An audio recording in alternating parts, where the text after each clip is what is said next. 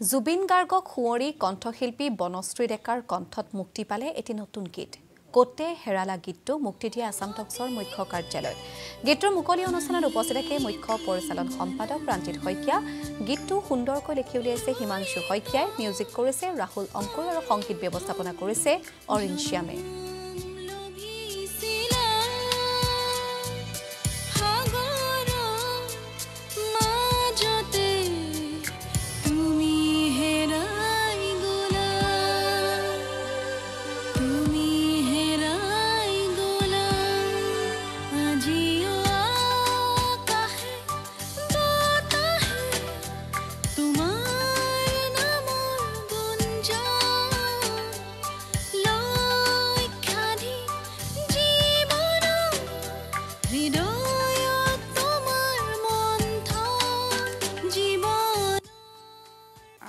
আজি বনশ্ৰী প্ৰডাকশ্যন বেনাৰৰ পৰা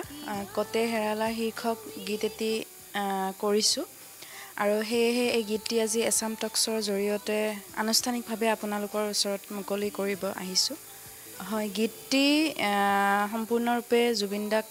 লৈ কেনে তেখেতক সুঁৱৰি কৰা হৈছে গানটো মোৰ নিজৰ ইউটিউব চেনেল বনশ্ৰী মিউজিকত উপলব্ধ হ'ব বনশ্ৰী ডেকাই এই যিটো কোতে হেৰালা এটা গীত আজি আমি আমাৰ নিউজ ডেস্কত মুকলি কৰিবলৈ পাই সুখ অনুভৱ কৰিছোঁ আৰু মই তেওঁ ইতিমধ্যে কৈছে যে a tribute to the legend Zubeen Garg আমাৰ হিয়াৰ আমঠু জুবিন গাৰ্গৰ প্ৰতি শ্ৰদ্ধা জনাই স্মৃতিক স্মৰণ কৰি এই গীতটি তেওঁ লিখিছে বা গাইছে এইটো মিউজিক কৰিছে ৰাহুল অংকুৰে আৰু লিৰিক্স হিমাংশু শইকীয়া কম্প'জিশ্যন অৰিন শ্যামৰ মই আশা কৰিম যে আমাৰ শ্ৰোতা দৰ্শকে গীতটি আদৰি ল'ব আৰু তেখেতে আৰু এটা কথা কৈছে যে জুবিন গাৰ্গৰ কিছুমান এনে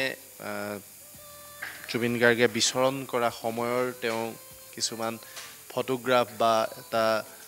সেই ধৰণৰ ব্যৱস্থাটো ছিষ্টেমটোকো এই গীতটোৰ যেতিয়া দৃশ্যায়ন কৰা হৈছে সেইখিনি তুলি অনা হৈছে আমি আশা কৰিছোঁ মই আশা কৰিছোঁ অসমৰ দৰ্শকে শ্ৰোতা দৰ্শকে এই গীতটি বনশ্ৰীৰ গীতটি আদৰি ল'ব আৰু গীতটো বায়ে কৈছে বনশ্ৰী ডেকাই আৰু আমি ভিডিঅ'টো খুব ধুনীয়াকৈ ভিডিঅ'টো গোটেইখিনি কনচেপ্টটো মোৰ আছিলে আৰু